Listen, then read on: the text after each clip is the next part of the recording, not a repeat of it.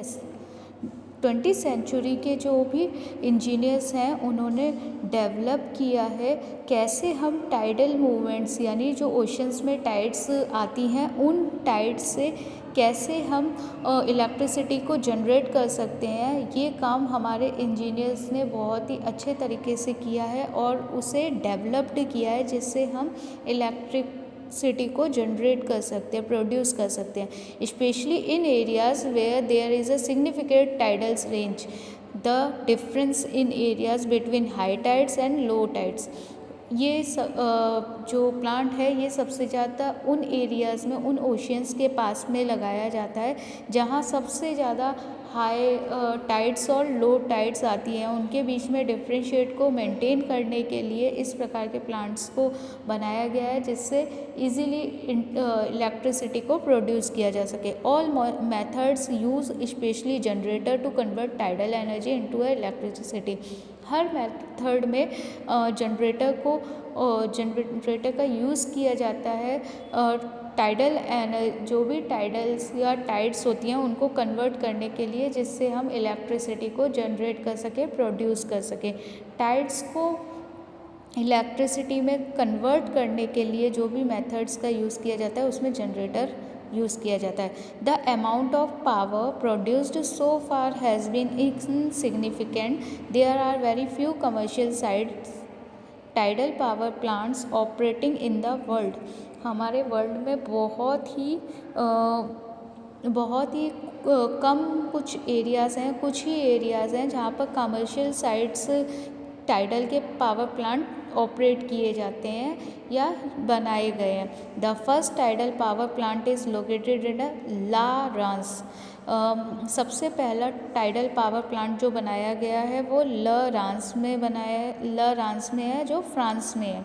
The largest facility in the Sihawa lake tidal power, जो सबसे ज़्यादा लार्जेस्ट फैसिलिटी प्रोवाइड की गई है वो Sihawa lake tidal power station इन साउथ कोरिया। दूसरे नंबर पे साउथ कोरिया में टाइडल प्लांट्स लगाया गया है जो कि सिहवा लेक में बनाया गया है। The United States has no tidal plant and only a few sites where tidal energy could be harnessed at a reasonable price. USA में कोई भी टाइडल प्लांट नहीं लगाया गया है लेकिन वहाँ पर कुछ ऐसी जगह हैं जहाँ पर tidal energy could be harnessed at a reasonable price, जहाँ टाइडल एनर्जी को लगाया जा सकता है और वो भी रीजनेबल प्राइस पर। China, France, England, Canada and Russia have much more potential to use this source of energy. China में, फ्रांस में, इंग्लैंड में, कनाडा में और रशिया में इस प्रकार की एनर्जी का सबसे ज़्यादा यूज़ होता है जिससे कि इलेक्ट्रिसिटी को प्रोड्यूस किया जा सकता है। यहाँ आप नीचे पिक्चर में देख सकते हैं, यहाँ पर टाइडल प्लांट लगाया गया है जो कि tidal plant generation plant in Rance river में लगाया गया है जो फ्रांस में है, ठीक है, ब्रिटेन फ्रांस में है।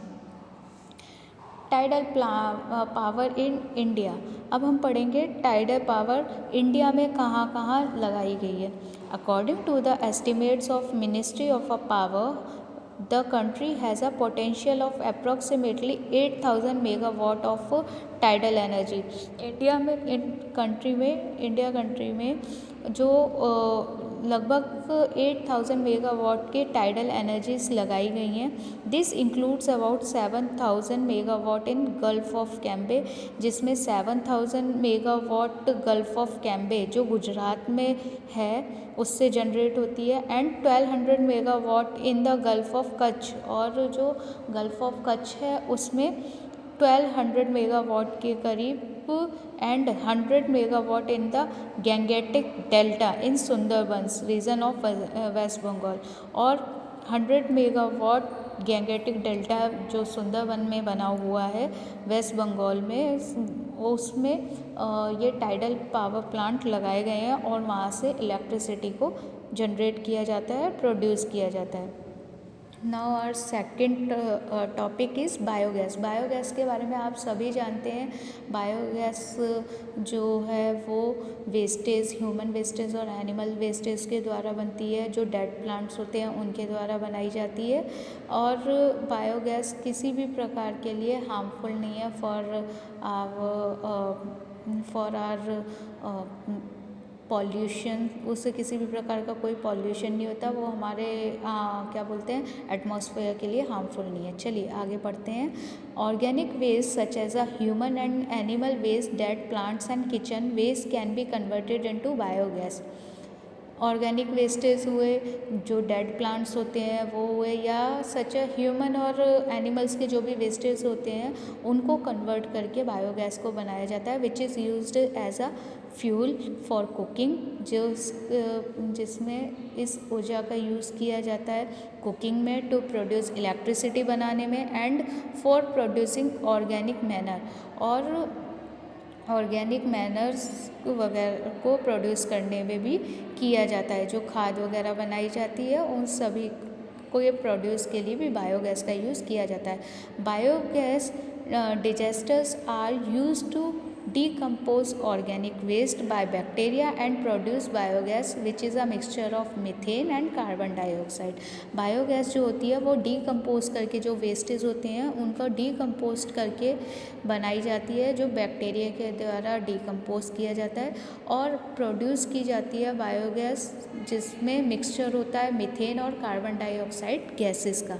India is the leading producer, India सबसे बड़ा प्रोड्यूसर है जो बायोगैस बनाता है। The advantages of biogases are that it is a cheap fuel, ये सबसे सस्ता फ्यूल होता है, एंड यूटिलाइज वेस्ट, और जो भी इसमें यूज़ करने वाले चीज़ें होती हैं वो सब वेस्ट होती हैं, वेस्ट आइटम्स का यूटिलाइज किया जाता है। However, its disadvantages is that it produces carbon dioxide which can cause the greenhouse effect. इसका एक सबसे बड़ा डिसएडवांटेजेस ये है कि ये कार्बन डाइऑक्साइड को प्रोड्यूस करता है, जो हमारे ग्रीन हाउस के लिए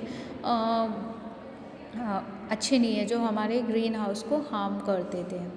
ठीक है, इसके अलावा अब हम पढ़ेंगे next energy, that is called nuclear energy.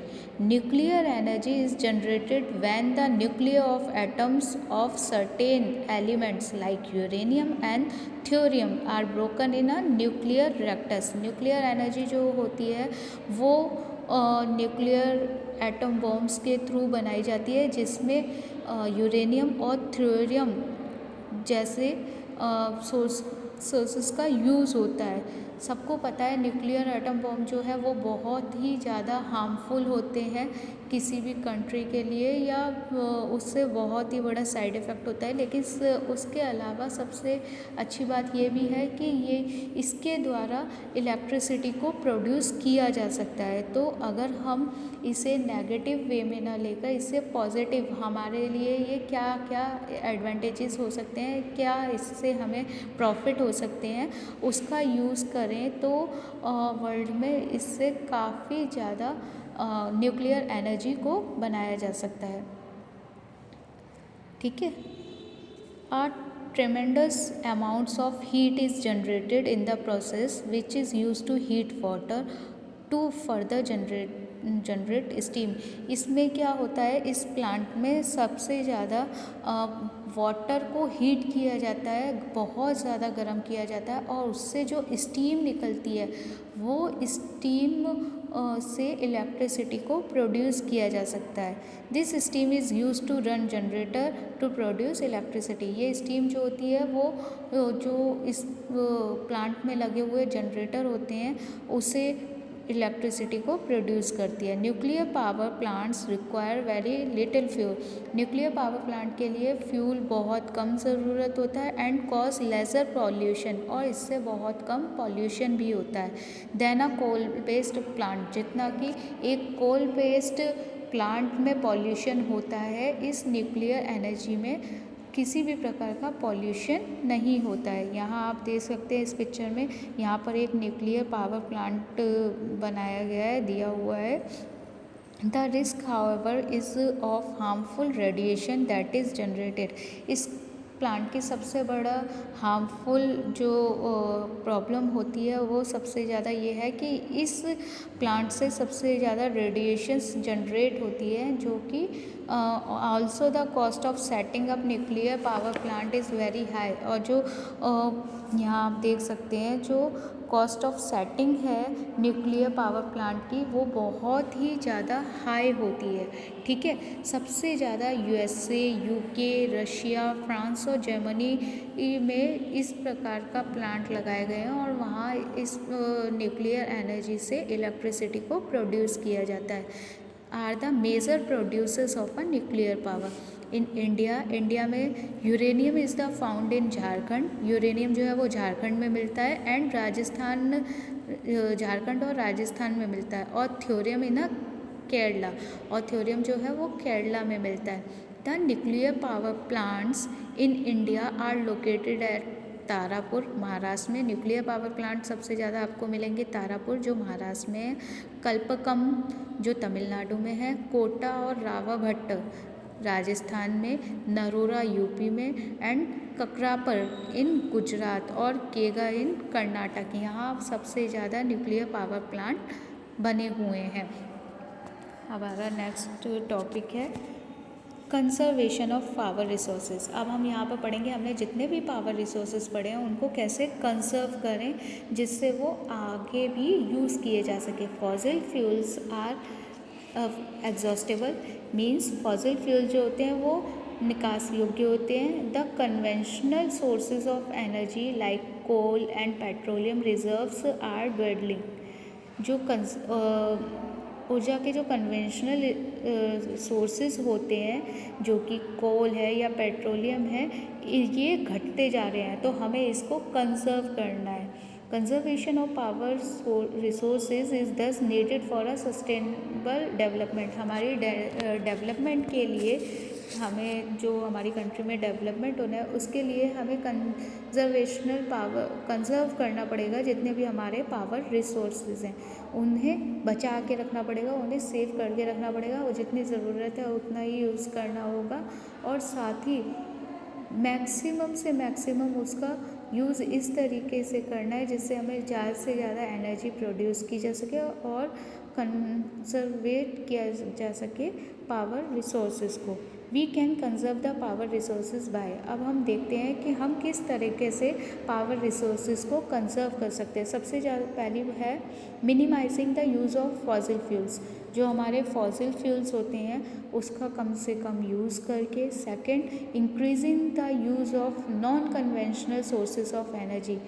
हमें ज़्यादा से ज़्यादा नॉन कन्वेंशनल रिसोर्सेज का यूज़ करना चाहिए। यूजिंग इलेक्ट्रिसिटी जुडिशियली, और इलेक्ट्रिसिटी को यूज़ करना चाहिए या इलेक्ट्रिसिटी को बढ़ाना चाहिए। ठीक है, यहाँ distribution of minerals and power resources in the world में जो जहाँ भी जो मिनरल्स और पावर रिसोर्सेज मिलते हैं उसके बारे में एक पूरी टेबल दी गई है। आप देख रहे हैं एशिया में आयरन और manganese, bauxite, nickel, gold, zinc, lead, copper, ये सारे मिनरल्स मिलते हैं। And sources of hydel powers जो होती हैं वो जापान, सिबेरिया, चाइना, इंडिया में मिलते हैं। और ये रिवर्स है जो है यांग्त्से ऑफ एंड येनिसे इंडस में ये हाइडल पावर लगाई गई है। नॉन कन्वेंशनल पावर सोर्सेज कौन कौन से हैं? सोलर एनर्जी जो है वो जापान में मिलती है और जियोथर्मल एनर्जी भी जापान में मिलती है। इस तरीके से ये पूरी टेबल दी गई है, आप ये पूरी टेबल को पढ़ लीजिए और इससे भी रिलेटेड आपके MCQs या वन वर्ड आंसर पूछे जा सकते हैं। इसके साथ ही ये चैप्टर आपका फिनिश होता है। इसकी PDF मैंने बनाकर सेंड कर दी है। मैं इसकी PDF बनाकर सेंड कर दूँगी, तो आप लोग इसका होमवर्क नोट डाउन कर लीजिए इन योर नोटबुक।